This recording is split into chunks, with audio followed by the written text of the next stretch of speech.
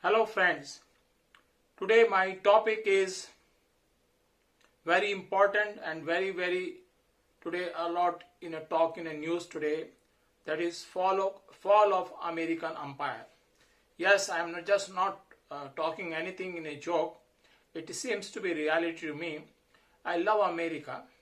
I love it so much. They provided freedom to all over the world. They provided some kind of culture, and people all over the world got benefited from that. I worked in a two American company in my lifetime, 19 years in a Xerox and 7 years in a Kodak.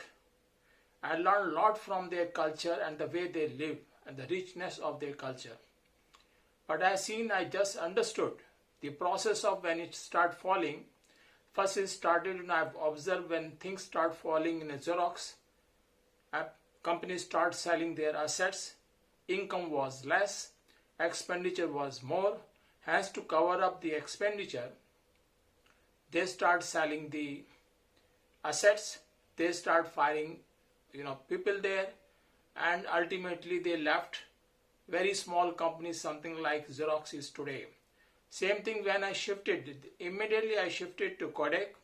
It was a big company in the starting when I entered, something around $20 billion company. But over a period of time, same sickness started there. They start selling their assets and they start reducing their employees, and hence instead of they trying to increase their sales and find the ways and means and product to increase their sales and to increase the innovation creation, they have not done. They asked their managers to reduce the manpower. Managers reduced the manpower which they felt is threatening to them. They never tried to keep the people who are creative, who are intelligent, who are in a position to invent something new. They have not kept with them, and hence they also got fired over, along with the average people. Hence company become weaker and weaker, and then they lost the ground, and right now they are very small company, negligible on that. So when I see, that is what is happening in US is more or less same thing, that is, which is a big superpower, especially after Soviet Union collapse. It became number one power by distance altogether. They are dominating the world altogether. And once the dominant and arrogance come, they start doing something which is they never used to do. They used to sell that value, which they themselves start demolishing on that. 2003, George Bush, in spite of United Security Council disapproval, they attack Iraq, they attack Afghanistan, they made the policy on Palestine which was highly in favor of Israel. That resulted 9/11 attack on America. Let me tell you, because as a president he would have been avoided about that. He would have avoided. Earlier president had been avoiding it about that. But once you take one side very high, the other side become absolutely suicidal, and that's what happened in 9/11. I'm not justifying the terrorist attack on that. It is bad, absolutely bad. But I'm telling you, as an empire, as a big country, and as a country who control the world, should keep those sentiments into the account. That is what people had been talking about that. Okay, over a period of time, then the war in Afghanistan, then the war in Iraq, and then the war in Libya, and then they had a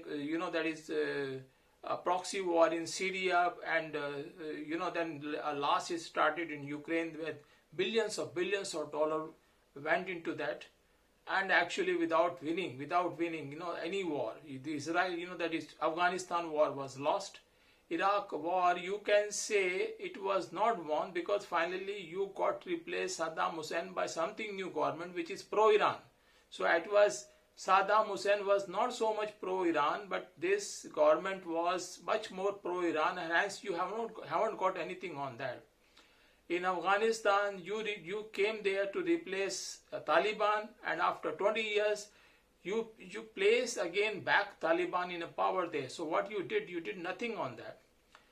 Ukraine war, you started all doing, you just invested, burned more than $350 billion, and along if you take the US contribution to that one, that is very high on that, and the war, you're fighting a war which you can't win. Then the arrogance is up to that extent. You are not accepting the Security Council, resolution where they were attacked. They were not against. They were not for the war in Iraq.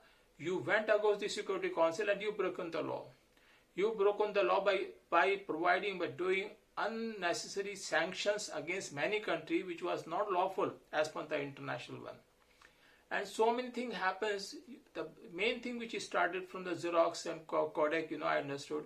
When expenditure is more and your earning is less and your debt is increasing year after year, someday the collapse will come there. At the time of when Bill Clinton presidentship was over by 2000, that point of time US Treasury had $8 trillion in their treasury. $8 trillion. And today on 24 end, when Joe Biden has election, at the time of election, and Donald Trump was about to take over the power, the total, debt on US is $36 trillion. So this is loss of $44 trillion in last 24 years, almost $2 trillion every year. And this is a situation, is a breaking point on that. This is the situation, a breaking point of that. Today, current President Donald Trump is doing everything to sell off, to stop any dollars, falling into the hand of the foreigners, to stop the war where they investing unnecessarily, not winning anything.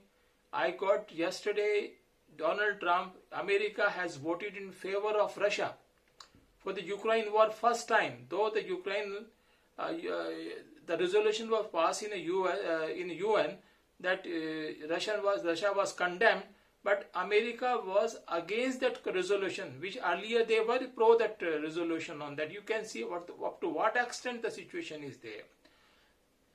Americans, businessmen already in Russia to negotiate with the Russian people to how to go the business, how to proceed with the business. So much urgency for that. They already put tariff against Mexico and Canada for 25%, 10% against China. They threatened India for almost similar tariff as they put against US. US was considered something like a big money power. And they used to enjoy, that people make money out of their superpower treasury. They used to enjoy, they used to say that capitalism worked like, when the money got accumulated with something, but they trickled down to everyone. So it was more like a trickling down to the smaller countries, the smaller, people, smaller, that is, you will say the country, they were getting on that. Now US is going to stop even the US aid, with a lot of schools, a lot of hospitals all around the world that had been fed through US aid. Now Donald Trump has stopped that US aid also. So this is almost now a cusp of collapsing the American empire. And you can see, that same thing was, if you see the repeat of Soviet Union. After Afghanistan war, when they withdraw in 15th May to 1988, and by 29 December to 1991, the Soviet Union was collapsed after 3 years, 7.5 months. Now almost Taliban left, that is Taliban took over Afghanistan in 31st August 2021. Now 3 years, 7 months happened. Now you start collapsing the America again on that case. So this, my prediction is that America is becoming a weaker. It will not go from the world. They will remain the powerful country. That's not, but they will not remain so super powerful then they can dictate anything in the world. So as I was talking earlier, many other poles are emerging other than America, other than US. China is there. Russia is already become, right now one of the, power of control. Another country which is emerging at this moment is India. India is emerging very good at this moment and probably benefiting most by not involving themselves into any kind of war, any type of the side on that. If you look over the period of time, say next 1 year and 2 years, I see at least 4 or 5 country power center: US, China, Russia, India, maybe one or two, maybe more, like it can be a Turkey, it can be a France, Europe Union, and maybe England, something like this. But after 20 years from now, almost by 2045, India and China will become a superpower. That's the way they are growing, and the rest of the country will become secondary power. So all these countries will become secondary power. That is what my prediction. That's the way trend that seems to be there. What happened? Same thing. If you remember, in the last century, England, Britain, and France were a superpower. And after 45 war, when they lost 45 war, after World War II, it was United States of America and Soviet Union. They were superpower. So I expect probably the history repeat itself. It is going to be repeating again. At this time, it's a time for this century. It's a time for China and India to be superpower. Rest of the country will remain powerful as being there. There will be more law and order. There will be more peaceful environment all around the world, because that when the technology grows, the culture will also grow, the peacefulness will also grow there, and the law and order in all over the world will improve. But at the same time, this structure at this moment you have, the power polarization may change. That's likely to see there. Thank you for listening. Bye.